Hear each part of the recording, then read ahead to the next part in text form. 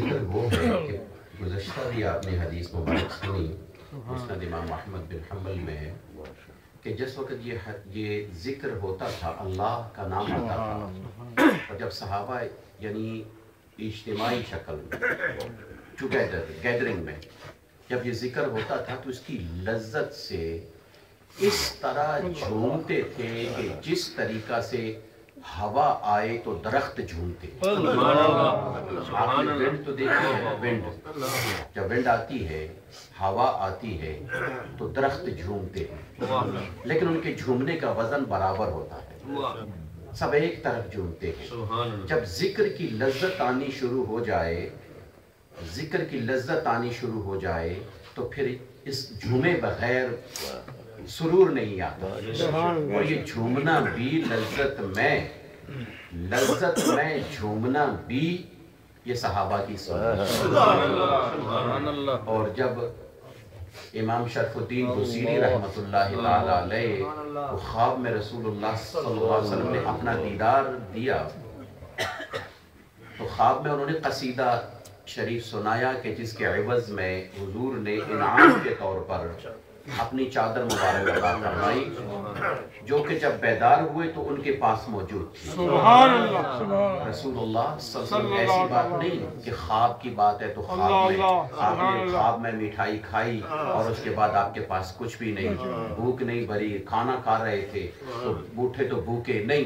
میرے آقا خواب میں جس کو عطا فرمائے حقیقی طور پر اس کے پاس موجود ہوتا ہے، اس کے پاس موجود تھی. تو آقا علیہ السلام جس وقت وہ قصیدہ سن رہے تھے تو علماء کرام جہاں قصیدہ بردہ شریف کی شروعات لکھتے ہیں وہ فرماتے ہیں کہ جب آقا علیہ السلام سن رہے تھے تو آقا علیہ السلام جھوم رہے تھے.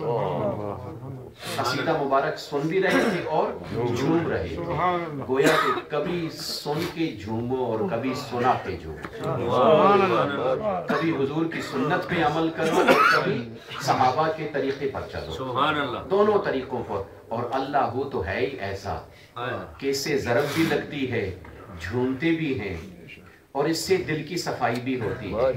اور صوفیاء نے فرمایا کہ اس کی مثال یہ دی کہ جس طرح یہ دھوبی جو ہیں، یہ کپڑا دھوبی گھاٹ میں جب دھوتے ہیں تو وہ سارے کے سارے چند ملے ہوئے ہوتے ہیں تو سب ایک آواز میں دھوتے ہیں، ایک آواز ہوتی ہے اور ایک آواز کے ساتھ وہ جس طرح وہ ضرب بھی لگاتے ہیں ان کو لذت بھی آتی ہے اور کپڑے کی صفائی بھی ہوتی ہے. 2 in 1. لذت بھی آئے گی آواز ٹوگیدر ہوتے ہوئے اور پھر اس کے بعد دل کی صفائی ہے. اور آقا علیہ السلام نے ارشاد فرمایا جس نے دل کی صفائی کرنی ہو وہ اللہ کا ذکر کرے. اور اللہ کے ذکر کے اندر لا الہ الا اللہ میں جس کی طرف موڑا جا رہا ہے وہ ہے ہی اللہ، وہ ہے ہی اللہ. اور اسی کو اسم اعظم بھی کہتے ہیں اور اس کی ذات کے لیے یہی پہچان ہے جس کو اسم ذات کے طور پر کہا.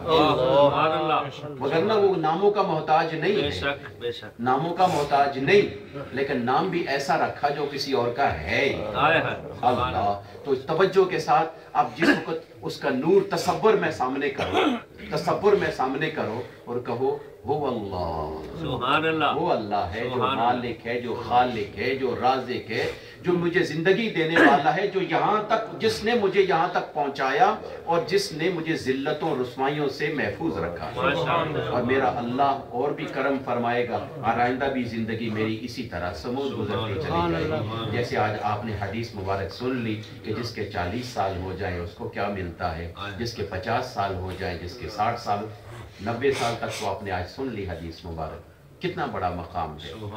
اس حوالے سے تھوڑا سا اس میں ذات کا ذکر آج اسی پہ اختتام کریں گے اور آئندہ انشاءاللہ ہم حاضرہ کریں گے. محبت کے ساتھ اس میں ذات کا ذکر، آنکھ بند ہو اور توجہ قائم ہو اللہ کی ذات، اللہ کے نور پر. تصورات کی دنیا میں ڈوب جائے، ایک آپ اور ایک آپ اللہ، آپ کا اللہ، بس دونوں اللہ اللہ